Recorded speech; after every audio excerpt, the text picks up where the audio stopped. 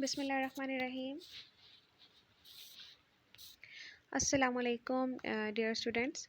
This is lecture number 2 of applied chemistry, and this is for electrical and as well as for electronic technology.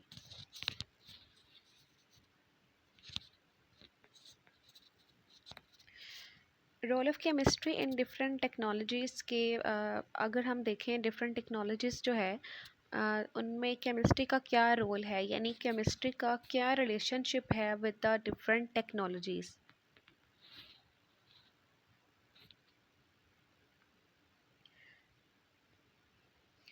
So relationship of technology with chemistry, अगर हम simple technology को देखें, यानी एक technology का word है, तो उसका केमिस्ट्री के साथ क्या रिलेशनशिप है, सबसे पहले हम ये देखते हैं.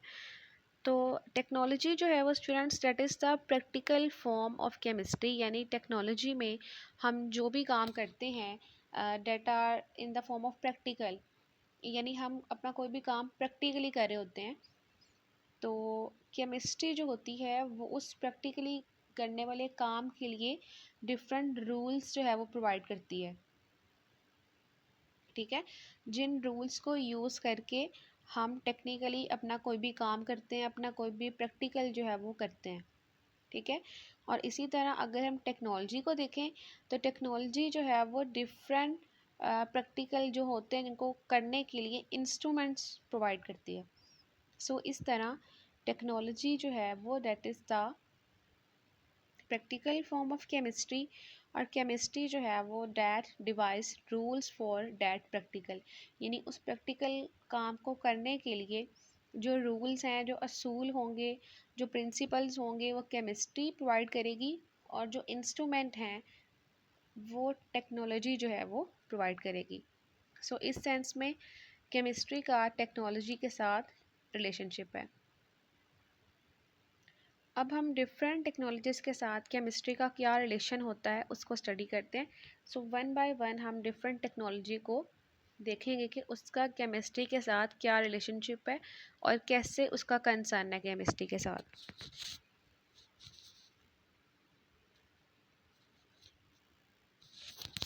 सो chemistry and civil technology. Civil technology जो है उसका केमिस्ट्री के साथ क्या ताल्लुक़ है. सो सिविल टेक्नोलॉजी जो है वो बेसिकली डील करती है विद कंस्ट्रक्शन. ठीक है, कंस्ट्रक्शंस के साथ डील करती है, जिसमें कंस्ट्रक्शन जो है वो इंडस्ट्रियल लेवल की हो सकती है, डोमेस्टिक जो लेवल की हो सकती है, पब्लिक बिल्डिंग्स बनती हैं. ठीक है, डिफरेंट फैक्ट्रीज जिसमें आ जाती हैं, डैम्स होते हैं, एयरपोर्ट्स होते हैं, डिफरेंट प्लाजास बनते हैं, हाउसेस बनते हैं, कॉलेजेस हैं, यूनिवर्सिटीज़ हैं एंड स्कूल एक्सेट्रा. ठीक है, तो सबकी जो कंस्ट्रक्शन होती है उस पर्पस के लिए जो टेक्नोलॉजी यूज़ होती है उसमें उसे हम कहते हैं सिविल टेक्नोलॉजी. ठीक है, जिसमें इन सब चीज़ों की कंस्ट्रक्शन जो है वो इंक्लूड है. तो स्टूडेंट्स इन कंस्ट्रक्शन के लिए जो मटेरियल यूज़ होगा, ठीक है, जो रॉ मटेरियल यूज़ होगा इन कंस्ट्रक्शन के लिए वो बेसिकली केमिस्ट्री के ज़रिए जो है वो बनता है, यानी केमिकल रिएक्शंस जो होते हैं वो इन्वॉल्व होते हैं for the synthesis of this raw material. और इन रॉ मटेरियल में अगर हम देखें तो इसमें आप देखेंगे कि सीमेंट जो है वो आ जाता है, and that is synthesized by the chemical reaction and by the use of chemistry. Similarly steel है, ब्रिक्स होती हैं. ठीक है, डिफरेंट जो स्टोन्स आ जाते हैं, क्रश स्टोन, जिसे उर्दू में हम बजरी जो है वो कहते हैं. ठीक है, जो कंस्ट्रक्शन के लिए यूज़ होती है. डिफरेंट पाइप्स होते हैं, डिफरेंट पेंट्स हैं, डिस्टेम्पर, इसके अलावा टाइल्स वगैरह होती हैं, वॉश बेसन्स होते हैं, डिफरेंट बोर्ड्स होते हैं, हार्ड बोर्ड होते हैं, प्लाईवुड होती है. तो डिफरेंट मटेरियल जो है जो कंस्ट्रक्शन पर्पस के लिए हम यूज़ करते हैं, that is all synthesized with the help of chemical reaction and with the help of chemistry. ठीक है, सो सिंपल आप इसको डिफरेंट पॉइंट्स में भी लिख सकते हैं, इट्स अप टू यू, आप जैसा चाहें, और आप इसको एक पैराग्राफ की फॉर्म में भी लिख सकते हैं अगर आपको सिविल टेक्नोलॉजी और केमिस्ट्री के रिलेशनशिप का पूछा जाए। So civil technology is nothing than that of chemistry. ठीक है, केमिस्ट्री के बगैर सिविल टेक्नोलॉजी नहीं है। वो क्यों? क्योंकि जितना भी रॉ मटेरियल होता है जो हम कंस्ट्रक्शन में यूज़ करते हैं, that is all synthesized with the help of chemical reactions. So in this sense, this show the relationship of chemistry with the civil technology.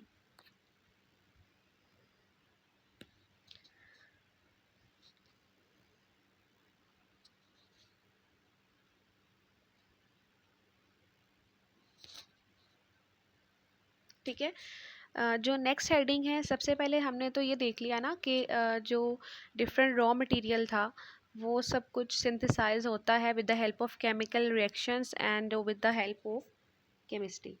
ठीक है, so next is the manufacturing of instruments. अब देखिए, instruments जो civil technology में use होते हैं वो भी सिंपल कैसे बनेंगे? ठीक है, वो भी with the guidance of chemistry ही बनेंगे ऑब्वियसली, कि वो भी केमिकल रिएक्शन से ही बनते हैं, डिफरेंट मेटल से बने होंगे। ठीक है ना? तो जो भी इंस्ट्रूमेंट्स हैं, रॉ मटेरियल है, that is used in construction purpose and in the civil technology, all are the fruit of chemistry.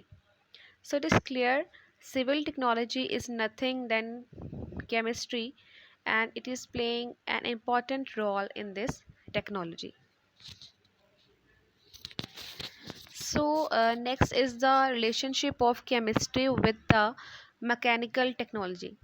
ठीक है, तो मैकेनिकल टेक्नोलॉजी में स्टूडेंट्स हम किस चीज़ की स्टडी करते हैं? हम डिफरेंट मशीन्स जो होती हैं उनकी वर्किंग को देखते हैं कि वो कैसे काम कर रही हैं, उनमें कौन कौन से ऑपरेशंस हो रहे हैं, उनकी मेंटेनेंस कैसे करें। ठीक है, तो this all is include in mechanical technology. ठीक है, अब मशीन्स जो होती हैं, these are made up of different metals, different धातुओं से जो मशीन्स होती हैं वो बनी होती हैं, या अलॉयज़ जो हैं वो यूज़ होते हैं फॉर देयर प्रिपरेशन और फॉर देयर सिंथेसिस। तो अलॉयज़ किसे कहते हैं? इसका आपको पता होना चाहिए। हम जब डिफरेंट मेटल्स को कंबाइन कर लेते हैं, ठीक है, ताकि हमें अच्छी प्रॉपर्टीज़ जो हैं वो मिलें, तो उसे हम अलॉयज़ कहते हैं। So this is the combination of different metals in order to get the good properties. ठीक है, तो जितनी भी मशीन्स होती हैं वो डिफरेंट मेटल से मिलके बनी हैं, या उनके लिए डिफरेंट अलॉयज़ जो हैं वो यूज़ किए जाते हैं। तो ये मेटल्स जो हैं वो इनका कंसर्न केमिस्ट्री से है। ठीक है, अलॉयज़ जो है उनका कंसर्न भी केमिस्ट्री से है। इसी तरह उन मशीनों की जो मेंटेनेंस है, यानी उनको जो उनकी जो हमने मेंटेन करना होता है, उसके लिए जो डिफरेंट पेंट्स यूज़ होते हैं। ठीक है, जो लुब्रिकेंट्स यूज़ होते हैं, और लुब्रिकेंट्स क्या होते हैं? जो कि डिफरेंट जो मशीन्स के पार्ट्स होते हैं उनको सॉफ्ट रखते हैं। ठीक है, कि उनमें फ्रिक्शन ना हो, यानी वो रगड़ रगड़ ना खाएं एक दूसरे के साथ। ठीक है, so these all are synthesised with the help of chemistry. इसी तरह जो डिफरेंट इंस्ट्रूमेंट्स यूज़ होते हैं, लाइक माइक्रो गेज है, वर्नियर कैलिपर है, जिनको हम डिफरेंट डायमीटर्स फाइंड करने के लिए यूज़ करते हैं। So these are all the fruit of chemistry, and all are synthesized or manufactured with the help of chemistry. So you can say without chemistry mechanical technology is nothing, because all the things that may be metals, that may be alloys, that may be lubricants, paints, abrasives, refractive material, and different instruments, micro gauge, vernier calipers, these are all owes to chemistry. The next is chemistry and refrigeration and air conditioner technology, and simply it can be write as RAC. That means refrigeration and air conditioner technology. This technology is basically concerned with the refrigeration and air conditioning technology, including all the types of air conditioner, freezers, etc. It's mean students, ये जो branch होती है technology की, इसमें different variety of air conditioners आ जाते हैं जो कूलिंग पर्पसेस के लिए यूज़ किए जाते हैं। रेफ्रिजरेटर्स होती हैं, फ्रिजेस होती हैं, डीप फ्रीज़र्स एक्सेट्रा, डिफरेंट टाइप्स जो होती हैं वो इंक्लूड होती हैं। ठीक है, अब अगर हम इन डिफरेंट डिफरेंट जो आइटम्स हैं इनको देखें तो इनकी जो इन प्रोडक्ट्स की जो बॉडी होती है उसमें डिफरेंट जो है वो चीज़ें यूज़ होती हैं, जिसमें स्टील है। ठीक है, इसके अलावा पेंट जो उनको कवर करने के लिए यूज़ होता है, कवरिंग के लिए। इसके अलावा उनकी इंसोलेशन जो होती है उसमें डिफरेंट वायर्स जो यूज़ होती हैं, उसके प्लास्टिक के जो डिफरेंट पार्ट्स होते हैं। ठीक है, अगर फ्रिज को देखें उसमें जो कूलिंग सिस्टम है, कूलिंग सिस्टम जिसके ज़रिए फ्रिज में कूलिंग जो है वो प्रोड्यूस हो रही है, कंप्रेसर है। आपने देखा होगा फ्रिज का, अगर आपने एनालिसिस किया हो तो उसकी बैक साइड पे एक कंप्रेसर होता है। ठीक है, उसके अलावा उनमें जो गैसेस यूज़ हो रही हैं फ्रिजेस में, जो कि आपको पता होगा, डेट इज़ CFC। और CFC को हम कहते हैं डेट आर क्लोरोफ्लोरोकार्बन्स। ठीक है, इसके अलावा इसमें R12, R22, R13 आपकी बुक में मेंशन होगा, आप उसको वहाँ से भी देख सकते हैं।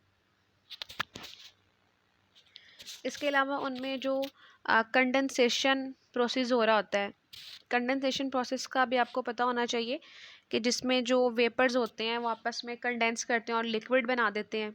ठीक है, इसी तरह एवेपोरेशन है। एवेपोरेशन में क्या होता है कि जब लिक्विड वेपर्स में चेंज हो जाता है, तो ये दोनों प्रोसेस जो है वो हो रहे होते हैं साइड बाय साइड। ठीक है, so these are all are the result of chemistry. ठीक है, सो chemistry is directly or indirectly involved in the RAC, refrigerator and air conditioning technology. So simply RAC technology will no more been used without the practical application of chemistry. So without chemistry, this technology is nothing, because all the things that are related with the RAC are the result of chemistry, because all the parts like their body and their cooling system are just the result of chemistry.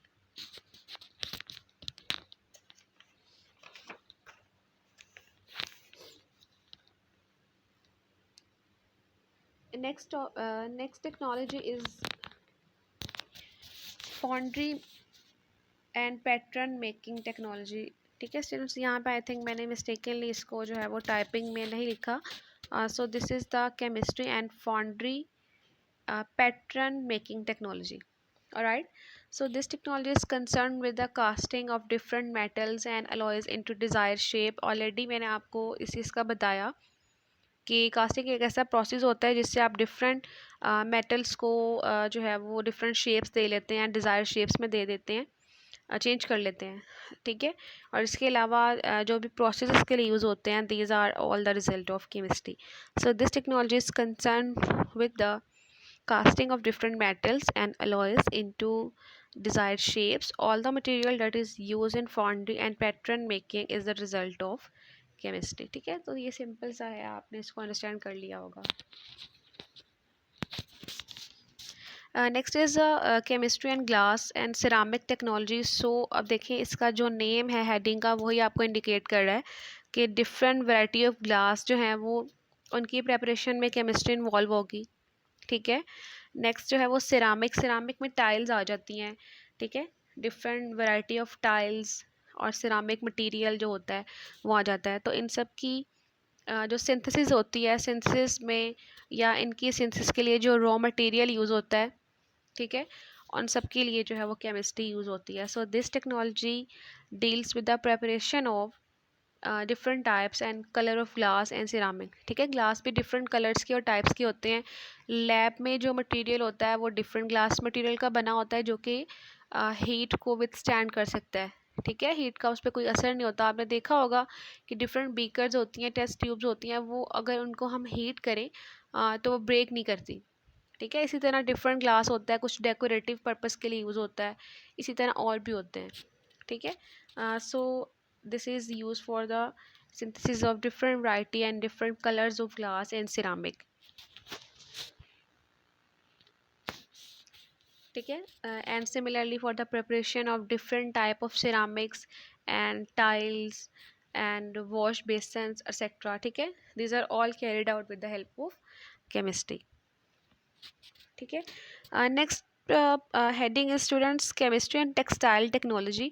आपको इस चीज़ का पता होगा कि textile technology, textile में क्या होता है बेसिकली, फैब्रिकेशन से रिलेटेड होता है कि जिसमें जो है वो डिफरेंट फैब्रिक्स होते हैं, उनकी सिंथेसिस की जाती है, उनकी क्वालिटी को इम्प्रूव किया जाता है, उनकी फिनिशिंग की जाती है. ठीक है, इसके बाद उसकी डाइंग की जाती है. डाइंग में आपको पता है डिफरेंट कलर्स जो हैं वो यूज़ होते हैं, and these all colour are synthesised with the help of chemistry.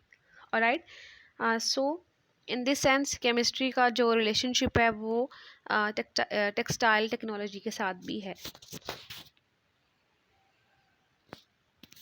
ठीक है, सिमिलरली आप टेक्सटाइल टेक्नोलॉजी में डिफरेंट मशीन्स भी यूज़ होंगी. ठीक है, टेक्सटाइल टेक्नोलॉजी में जो मशीन यूज़ हो रही हैं वो डिफरेंट मेटल्स की बनी होंगी. ठीक है, डिफरेंट अलॉयज़ इसमें यूज़ होंगे, लुब्रिकेशन भी इनमें यूज़ होगी, यानी डिफरेंट पार्ट्स ऑफ मशीन्स जो हैं उनको सॉफ्ट रखने के लिए. ठीक है, so in all the sense chemistry will apply here for fabrication, for dyeing, for pigmentation यानी कलरिंग करने के लिए, for improving the quality of clothes की क्वालिटी को इम्प्रूव करना है उसके लिए भी, डिफरेंट मशीन्स को जो है वो मेंटेन रखना है उसके लिए भी.